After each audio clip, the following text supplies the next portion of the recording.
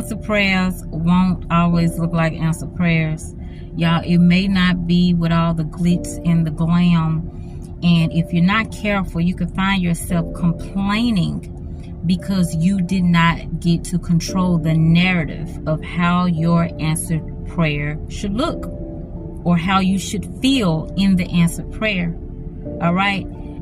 It takes you back to scripture in Isaiah 55:8, where it says, my thoughts are not your thoughts, neither are your ways my ways, declares the Lord. Like the way the Lord thinks, the way he plans, it's just even his idea of time is totally different than how we've been conditioned as human beings.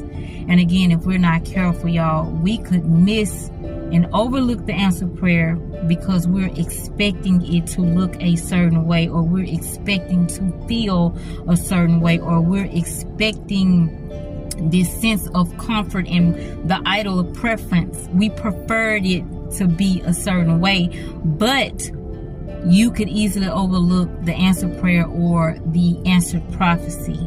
All right, the answered prophecy, because it disrupts your expectations. All right, we need to bring our expectations before the Father and put it on the altar. And all right, and so I had ran into an old acquaintance, and you know, we were just catching up, and this person began to tell me about how they had to move abruptly, but they got a bigger place, and they had to do this, but they got more pay. And in my mind, I'm thinking, wow, I mean, you got upgraded, you know. And I was like, well, God, that's a blessing. That's what I began to tell the person.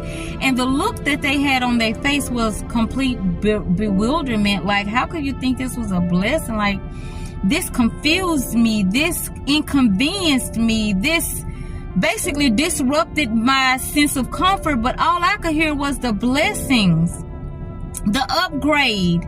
But all this person could focus on was the disruption. Y'all, if we're not careful, we could overlook answered prayers because we think that our ways and thoughts concerning a matter should look a certain way, and we could easily discount God.